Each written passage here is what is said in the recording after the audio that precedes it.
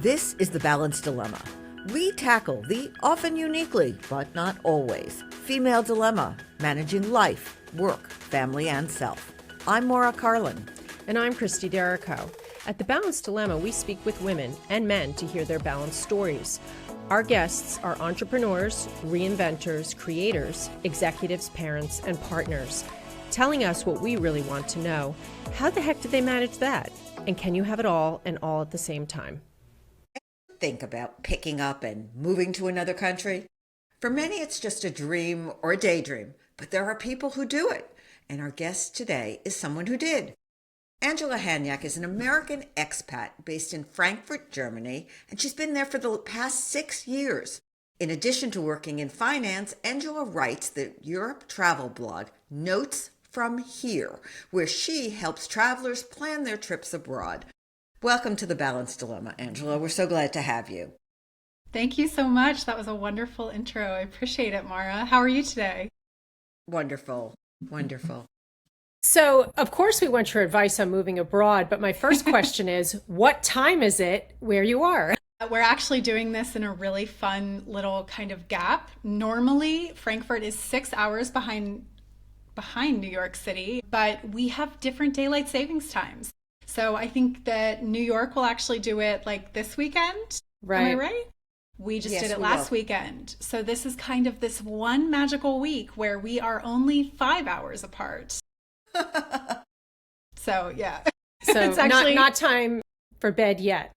But again, because we just did daylight savings, it's now dark. It's 6 o'clock outside and the sun went down probably 15 minutes ago. And it's an adjustment. It's an adjustment for sure. Time to light a fire and read. So tell us, what started you on this adventure? And is it an adventure or just life?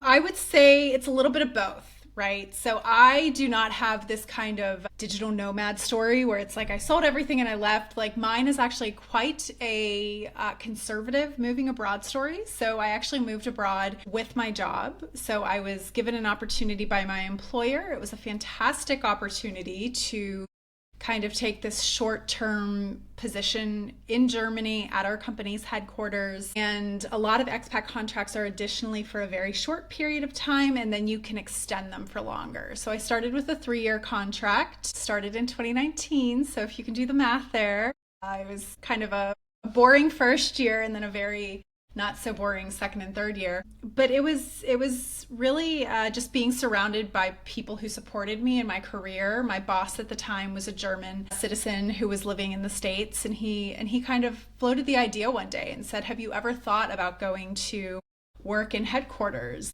And I said, "Yeah, absolutely." Had I ever thought of that? No, I'd never really thought of it. I'm a type A millennial, so like if somebody kind of presents me with an opportunity, I'm going to jump at the chance. And like a lot of opportunities, it was floated to me and then nothing happened for months and months and months. And I thought, that's kind of the end of that. But it was in the back of my mind, and it was something that I was always thinking about, like, what if, I moved from Charleston, South Carolina.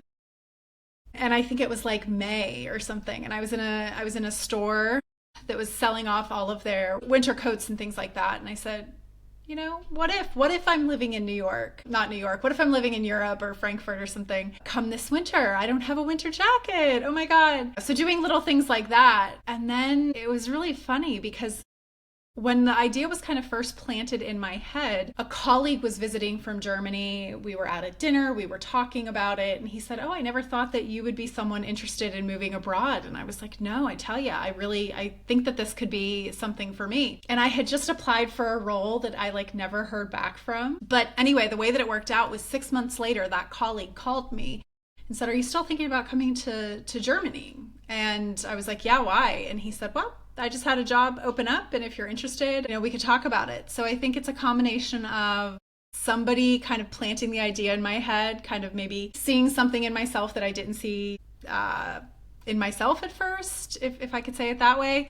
It was a little bit of light manifestation, right? Like thinking it. And, you bought and then finally, the coat. I bought the coat. I hired a French tutor, even though I wasn't going to France, but I was like, what if I was not just an American that took French or a foreign language in high school, what if I actually learned, like you start to really think of yourself in a different way. And then finally, I was just going to wrap it up and say, and then finally it was, sometimes you just tell people randomly that like, yeah, I would be open to this. And it's those very people that are able to make that opportunity real for you. Yeah, seizing opportunities. And I remember you told me a quote that I wrote down, strong women make other women stronger. And you told me this great story about the woman in the cubicle next to you. Do you want to tell us about that? Yeah, so basically after I got that phone call, hey, do you want to come move to Germany? Things moved very fast. So we kind of went from negotiating the contract and all of these points to like, it was maybe like September I got the phone call, and then by like November we wrapped up the contract negotiations. By December I was packing up my entire flat and moving all of my stuff to Europe. I was kind of sitting in these cubicles, and everyone on the other side of that cubicle row was sitting in finance. And one of them was a woman who, she was a little bit older, and she, I think, had recently gotten divorced. And she was like, do I stay in Charleston or do I like move back home to Indiana? And we were not terribly close. I didn't really know her very well, but she stopped me one day, probably November or December, like right before I was leaving. And she said, I have to tell you, I was really stuck in this decision of whether I should like stay here or move back home. And I didn't want to do it. I was so scared. I was really scared of like starting new somewhere else. And finally, I just told my brother, like, there's this girl at work and she's going to move to Germany and she doesn't speak any German. And if she can do that, like I can probably move home to Indiana and get myself a fresh start. And I loved that because, I think sometimes we take it for granted how like the day by day of routine can really wear you down. And it's kind of nice to be reminded that you can pick up your life and you can do something different and you can even make it a little bit better, So that really touched me. It's funny. I always say, you are not a tree. You can move. But I noticed when you were talking about that, you have become a little European because you referred to your home as a flat as opposed to the apartment in South Carolina. Absolutely. I've picked up on a couple of these things. And I will tell you. How's your German? Mein Deutsch ist besser als vorher. I lived here during the pandemic and I didn't have anything to do, right? So like I took a lot of German classes. It's gotten a little bit better. But the really ironic thing is like I never really felt settled anywhere until I got to Germany. And it's so funny that you mentioned that, Mara, because like I have always thought of what I will say is maybe like a corollary to that, like you are not a tree. And that is, I always used to think of this phrase like bloom where you're planted, right? Because for a really long time, I mean, I grew up as like a little girl in Pittsburgh. And when you're from like Southwestern PA or any kind of like, I don't know, that old Milltown kind of cliche of like, I just want to get out of here. I often had that feeling in many points in my life. I moved around a lot. I was in New York, I was in LA, I was in Atlanta. And it really wasn't until I got here that I don't know, maybe it was because it was such a big change. But I have felt settled here in a way that I never did in the States. And it's incredibly, like, I can't even explain it. Like, I would need to be a little more introspective of that. But so what did your friends and family think? Did they think, oh gosh, here she goes again? Or did they, we know you inspired your cubicle mate, but what did your friends and family say?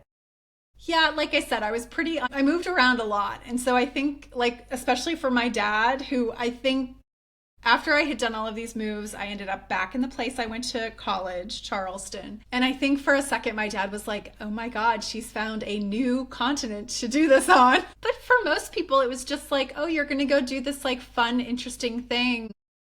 Cool, we'll see you when you're back. You know what I mean? Like, I think there was a degree of like thinking of it like it's a tour of duty or somebody like going abroad for school. Like it's a very fixed term thing. And I think... Well, did you think it was a fixed term thing? Like, did you go, well, let me try it for a year or two and see how it goes? Like I said, it started as a 3-year contract. One thing I did that, I don't know, maybe alluded to my mindset a little bit, but the company wanted to put me in like a furnished apartment. And I really fought them and negotiated and said, no, you have to send me like with my stuff. Because I had, prior to taking this job, I had like moved to Atlanta from Charleston for a role. And I was going back to Charleston like every single weekend. I was doing a 5-way drive each way, because I just missed being around my stuff, you know? And so that learning kind of taught me, like, I don't want to live in an apartment with IKEA furniture. Like, I want to be amongst my things. I've spent time cultivating them, collecting them. And so that was perhaps the one hint that, like, I was making a little bit more of a permanent decision. But I don't know. Maybe I knew, but maybe I didn't know. It's hard to say. Another example of manifesting. And interesting, Germany, when most of the people I know think of a romantic location, obviously it's France, it's Paris, even London. Yeah. But Germany, I mean, it's an area that, a country that's not known as well to travelers. But you knew somehow that there was some allure. Did you have any other connection to Germany? Was it through your corporate connections? Yeah, had you been there before? Funny enough, my first trip to Europe was kind of like a European Christmas market trip. So we culminated in Berlin. So I did spend some time here on that first trip. Most of my exposure to Germans came through working for a German company. When I was in New York, I worked for a French company. So like it was like a really formative like experience. And later, right before I found this job, I really reflected and said, like, what did I love so much about working for that French company? And having international colleagues was like one of the things that I really said, you know, that was such a cool experience to work with people that weren't just Americans. And that's kind of how I found a German company in South Carolina. It was super random, but yeah. Have you drawn, a conclusion or an opinion as to which of the countries are best for Americans to relocate to? I've known some people to move to Portugal. Yeah. I was just about to say Portugal. That seems to be like the top of everybody's list right now. And is that because of golden passports or something else? No. And I'll have you explain what that is. Because have either of you been to Portugal? Not yet. A long time ago. A lot of it's just the lifestyle. Like, it's just such a fantastic country. I would say for every like friend that I know that kind of has that Emily in Paris like fantasy, I think I have just as many friends that have that. Like, I can't think of an American expat that goes to London, but like I have just as many friends that are like, what if I went to London for like a few years? And for me now living in Germany, it's so funny because I spend a lot of time reading like the Wall Street Journal. I look at charts of like anything, right? And it's always like Germany and the United States are neck and neck. So even though we speak different languages, I feel like Germany is very similar to the US in many, many respects. And now when I go to like the UK, I'm like, this place is so different. They're driving on a different side of the road. You see a sign that says like Lewisham and they pronounce it like Louisborough. Like, so it's just kind of funny to me because I giggle now that we certainly have the language thing with the UK, but there are so many other differences. But to answer your question, I see so many people in Portugal. I think France is quite difficult. My understanding of labor law is that like as soon as you're hired in France, it's very difficult for the employer to ever part with you. So they're very hesitant with who they hire. I'm trying to think. Yeah, that's true. I have heard that. But I want to give you one funny story that Maura already knows. I spent a summer as an adult a few years ago in Oxford. Yeah. And I am a rower. So when I got in the boat, I said, which side of the river do I row on? And they looked at me and they said, no, it's the laws of navigation. You do it just like American driving, you know. But we almost got hit by a boat. And I looked at the driver. I said, you're on the wrong side. She said, but I didn't know which side to drive the boat on. And I said, okay, it's not just me. So these are all the experiences, you know. So Angela, what if Christy and I want to move to Europe? What do we need to know and what do we need to do? I think the first question you have to answer is kind of like, what is it that you want to do there? And this is something that's so interesting because I know it's a hot topic for especially retirees. So leisure, they just want to go, they want to enjoy life, they want to soak up that European kind of lifestyle. If you are mid-career or even starting out, like if you want to work in Europe, there's so many different modes that you can do that. I know some people who find globally remote positions with American companies and they base themselves in Europe. There are also some people who choose to do, like freelance work. They have their own clients. And so they get, one of these like digital nomad visas. I can't exactly tell you where, but there are so many different like types of experiences that you can have here that I would really encourage you to hone in on what is it that you want to do. That's probably the first thing. And I say that because it will influence where you decide to go. Not only because of visas, but just because, if you're doing a pure leisure trip, you're probably going to have specific places that you want to go, right? But then the next thing, obviously, that you have to research is just the visa. So whether you're going for a leisure stay, and of course, you can spend 90 days in the Schengen area without a visa. So even if you're taking like a sabbatical and you just want to travel and do something interesting, that's 3 months. That's a really good chunk of time that you can do without any sort of visa. If you do want a longer visa, or if you want a longer stay, a visa will be required. And then you kind of have to like really get into defining what it is that you're going to be doing. You guys mentioned golden visas. So this is where somebody kind of like pays for the right to be in a place for an extended period of time. My understanding of like Portugal specifically is that that's kind of been tamped down on. But for example, I think Malta still has that program. I think Greece might even have some version of that program. So there are so many places to go that it's really, you shouldn't limit yourself to Western Europe at all. You should really explore. So besides Germany, what do you think is the best European country for an American to move to? Oh my gosh. I wish I could like meet each person and be like, this is where you, like the Sorting Hat, right, from Harry Potter. I like that. Okay, so where do you see Christy? Yeah. Do you want to go back to the UK, or was like the summer in Oxford enough? I have spent extended periods of time in Ireland and England and have lived in both places. But I like the idea of having 3 months to go try an area. It's not too much of a commitment, travel around, because I would agree that I had a friend that moved to Portugal and she had a child there studying. So there's a reason for her to be there. And as we all know, she never saw her child. Her child was out all the time having fun. Traveling to other countries. That's right. Yeah. But from knowing my children and friends, Europe, you can get everywhere now for a very reasonable cost, Ryanair and other airlines. So you're not so stuck. But I would agree with you that you do have to put the sorting hat on to see which culture fits your needs and things like that. You might also need proximity to airport. I also wanted to ask you about healthcare and what people do for that. Of course. Okay, Christy, I could see you like south of France. This gives you a gateway to like take the train into Italy. Right. Marseille, you can do tons of stuff there. You are a quick train ride to Paris if you want to do that. I really could see you in like the south of France. All right. Mara, what about you? Mara, tell me what are your interests? What would you want to do if you came to Europe? I would want to travel to a lot of countries, but I happen to love Paris. I love Rome too. She is Emily in Paris. No, not exactly. See, this is tricky though, because I would love to base you in Paris so that you could travel around a lot. Yes. But I truly hate Charles de Gaulle Airport and I wouldn't want to do that to you. So, okay, well that's fair and I would agree with you on that. But if you like the savoir-faire of Paris and you want like a better airport, what would you think of like maybe just Madrid, because it's incredibly chic and like under the radar? Yeah, I could maybe see that. Yeah, Madrid is like such a beautiful city. I was in Madrid a very, very long time ago for a very, very brief period of time. But I really even do Rome. want to hit other countries. Yeah.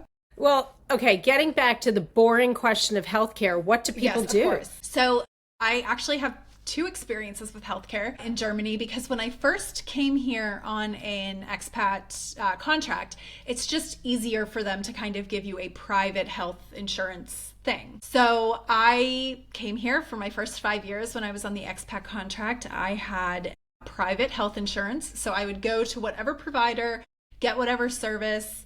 It was very easy for me to get appointments, right? Because I had this private insurance. Is that like our American employer-sponsored healthcare? Oh boy, that's tough.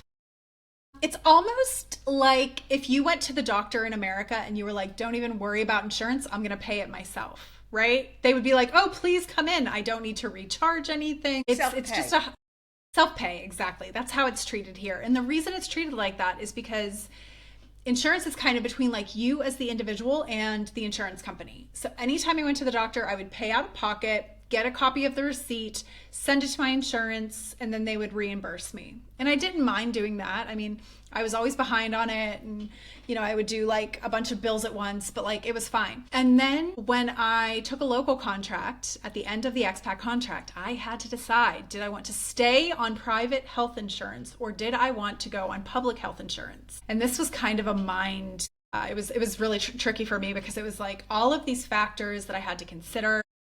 Obviously, as a young person, I'm able to get relatively inexpensive private health insurance. It actually would cost less than the public system, right? So I was kind of leaning that way. And I already knew how to do this reimbursement thing because everyone said, oh, with the public, you just go in, give them your card, and you don't have to pay anything. But I already knew how to do the reimbursement thing. So I was like, maybe I can just save some money and get the private insurance. But there are a lot of different, let's call them enticements, right, to get you on the public plan. So the first one is that you're locked into a private healthcare plan if you're making like more than 60,000 euros. And the only way to ever get back onto a public plan is to like go a year without making that much income. So that's one thing, they would like lock you in. Another thing is if you are on private health insurance and your child is born, they have to be on private health insurance. So it's almost like you're locking your child out. So there were all of these like decisions. And I was ultimately like, you know what? Let me just try the public health insurance. And to be quite honest, I don't really use it. My biggest complaint with health insurance, the public system, was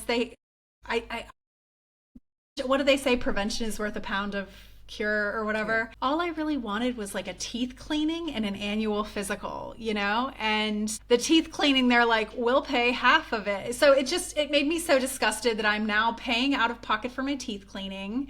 I guess I'm only going to the doctor like once every other year now. So I don't know.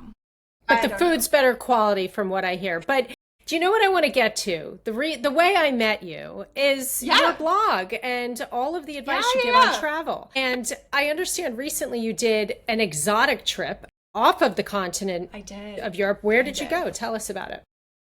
Yeah, so my travel blog is very much focused on Europe. That was a personal choice because if I did a travel blog about everywhere in the world, I would constantly be stressed that I have to travel all over the world. And so I wanted to kind of ring fence it, and I'm glad I did that. But I recently went on a trip in August of this year to Lahore, Pakistan. So this was very much off the beaten path. My partner is actually from Lahore, and so it was a time to go and meet the parents. And we spent a week there in August, which is not the ideal time to go, by the way. You're supposed to go kind of like now would be a good time to go, right before November, kind of when it's getting cooler. But we ended up having a lovely time. It was no problem. We were expecting very, very hot weather, but there were some rains, so it kept it a little cool. But it was a fantastic trip and a great reminder that I really do have to get like off of the continent a little bit more, So it's a place you would recommend. What about it surprised you, if anything? So I would say everything. So something that I had always heard about like the Indian subcontinent, just this part of the world like Southeast Asia, was that the population is so dense that a lot of Westerners, when they go there, they're just overwhelmed by the density, right, of people, right? You'll take a train and there will be people sitting. These are stories I've heard from India. And so that was something I would say like I was prepared for, but to see it up close was really fascinating. But I personally like love history. I love architecture. So for me, going and kind of seeing these like artifacts of the Mughal Empire, it was just so amazing and so beautiful to see. But also to be in an environment where tourism is not the dominant economy. Tourism is not as polished and pristine as it is in parts of the US or Europe. It really gave it this kind of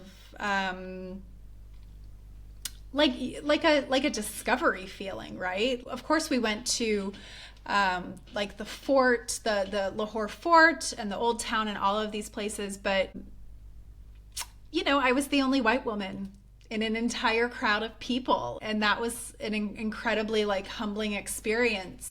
It must be nice not to have a Starbucks in the lobby of your hotel also. That just kills it for me when I go to these countries. And to quote you again, you said to me, Rome is more than an amusement park for Catholicism. But I loved that you said that. Although the Catholicism part, I personally am interested in, but there is so much more to it that gets eclipsed by that tourism feel. A funny story, because my mother saved this. After I took the bar exam, I went to Europe for like 6 weeks, and I went to Rome, which I had never been to before. And I apparently wrote home to my parents, if going to the Vatican and to St. Peter's were what it is to be Catholic, I think that I might convert, because I was so overwhelmed by the beauty there. Yes. Right. Yeah. Let me tell you what I did. So I'm Catholic, and I told my dad, I'm a lapsed Catholic. Okay, let's be. I went to like 12 years of Catholic school. I went to the Vatican in 2019. I went to one of these like audiences with the Pope. So he's all the way up there. I'm all the way down here. And I called my dad and I was like, Dad, I don't have to go to church now for like forever. And so this past spring, unfortunately, the Pope passed away. We now have an American Pope. And I said to my dad, I guess my imagined dispensation against going to Mass is now lapsed until I go back to Rome and I have a new. So, yeah. You'll have to make another trip. In Chicago. That's right. But let me ask you about safety. You said you were the only white woman. You probably stood out. Very much so. Did you feel safe? Did you have to do any covering up? Was there any ritual? Anything that was really uncomfortable or different? In Pakistan, we're talking about. In Pakistan, yes. So luckily, like I said, I was with my partner. He's Pakistani. So that right there is kind of the shortcut that someone just traveling to this part of the world is not going to have, unless, of course, they hire a guide. What I was not prepared for was that I've been in Turkey, right? So I have been in like a majority Muslim country before, but Turkey is incredibly secular. What I was not prepared for was the fact that in Lahore, just public life, right? Going to a park. This is just it's not really a space that women are, I don't want to say welcomed, because of course there are women there, but like incredibly male dominated spaces, right? And we often talk about that in the American sense of like, if you go into a banking boardroom, this is a male dominated area. And so it was very strange for me to like be just in a park and to look around and realize that there were not many women. That was probably quite difficult for me. In terms of like fashion, I really love like the traditional Pakistani outfit, because it's actually made up of like a very long not even very long, but like a tunic and then a pair of pants. Everything made out of linens, very breathable. But I kind of loved that it had the pants component, so I found that to be really fantastic. And then in terms of the scarf, it's sometimes even just casually worn around the neck, but a lot of women will do like one kind of loose draping over the head, but it is not what we would think of as like the hijab, right? So it's a much more kind of casual look. And quite frankly, the three of us are all avoiding the sun, I'm sure. So that to me sounds fantastic, because sometimes at the beach, I'm completely covered. And I know Maura is too. Yeah. Right. We can't let her go without giving some travel tips, especially perhaps for women traveling alone. Yes. Okay, this is good. Yeah. What do you suggest? Women traveling alone. I have done it when I was younger, and there were safety moments. But moments of safety concern. A good start here, though, Angela, was that you talked to me about finding what you want in the trip and not always being guided by social media and travel tips, like looking for the purpose of your journey. So I'll just couch it in that. Yeah, I'm kind of on a crusade to like undo the damage done by like Instagram travel, where everyone's like, you should travel halfway around the world and go to a bakery. Like, no, you should do whatever you want, right? Like if you are a baker, cool, go. see a square croissant. But if that's just a marginal thing for you, like that shouldn't be the focus of your trip. But I would say in terms of safety, traveling light is incredibly important, right? So like anytime I see a woman with like a huge, checked luggage bag and she's dragging it over cobblestones, I just think to myself, one, that's terrible because you're lugging your bag through the streets. But two, that does kind of feel like you're making yourself a target because you're not agile, you're distracted a little bit. I think the same goes for your purse or your like personal item bag. I travel with like a very little crossbody bag, so it's always very close to me. And it's little things like that where if I'm in a place and I suddenly feel like, ooh, little shady characters, or maybe it's often not even that in Europe, to be fair. It's not that I'm in a shady place. It's there are too many people around. And if somebody tried something, I can't, stop it. So just having everything kind of close where you can just grab at your purse and you can feel around, okay, got my phone, that's super important. Sort of no different than being in New York City. Right. And then the other one that I would say is as soon as you get to your hotel, make sure you don't go out into the city with your passport. One of the last times I was in Paris, I ran into a woman who had been pickpocketed like on the train, and she had to do like her entire trip was obviously derailed because now she had to go do like the embassy thing and getting the new passport. So it's just an extension of that. Like keeping yourself safe is, it's just being aware. But other than that, I love budget travel. I love staying in hostels. Like I can do it if I need to. But I think a big thing is also just asking yourself, like, what am I trying to do to save money, right? Like if you're staying in a hotel that's not in a great part of town because you're trying to save a little bit of money, maybe you can you should try to find that money somewhere in the budget. I think a lot of people, so many travel tips out there are essentially budget travel tips that you can kind of put yourself in situations where you're trying to save money that you have, by the way, and you end up finding yourself in a situation where you're like, why am I in a dodgy train station at 11 o'clock at night, right? Take the earlier train. Right. Do these things. Be smart. Remember that show? What was it? Europe for $1 a day or something, and I would watch. Maybe it was more than $1. It was more than $1. Are you talking about Rick Steves? I don't know who. Farmer? One of them. No, it was. It might have been Rachel Ray or something. It was a very little amount of money, and I remember watching it, saying, "You know what? Even if I had to go into debt, I would not go traveling for that little amount of money. You're missing half the experience." Super hard. It's super hard. Trust me. Like. I mean, a lot of things have changed post-COVID in terms of like costs. And even for me, it's kind of like, I find it difficult to book things. And I'm not like the kind of person that's like reaching out for free things. I book my own hotels and I pay and I'm happy to. But you do have to be a little savvy so that you don't find yourself just in a bad situation late at night or something. On your website and on your blog, you have itineraries for trips. Where can people find you? So we are actually in the midst of like moving our URL. So I will give you our new URL. The new blog is, we're doing a bit of a rebrand from Notes from Here to Notes from Europe. And the new website is notesfromeurope.com. This is not because I'm moving out of Europe. Just disclaimer, it's just kind of a SEO keyword thing. It's better to have Europe in the name than here. So yeah, something you learned. Place to find me. Maura, do you want to ask our question? Sure. It's a question we ask all guests. Can you have it all and all at the same time? And do you have to go to Europe to find it? I have definitely discovered that you can't have everything all at once. I think like that's the accepted answer to this question. But I will say that I think the first step is just knowing what you want. Right? And that's going to change at every phase of your life.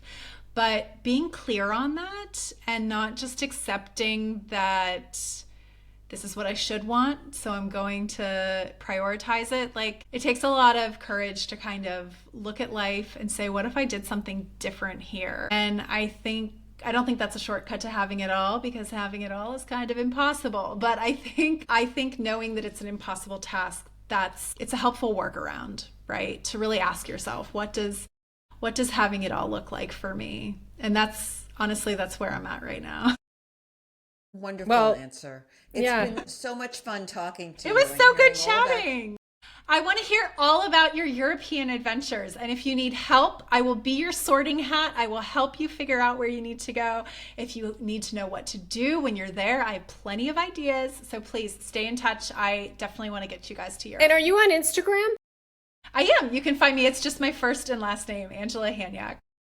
Love it. Angela, thank you so much. Thank You've you been so such an much. inspiration. Thank you. I appreciate it. Thank you so much. Please follow us, listen to us, and rate us on our platforms, Spotify, Apple, and our website, thebalanceddilemma.com, where you can also subscribe to our newsletter and email us your suggestions. There's no cost, but it means a lot to us.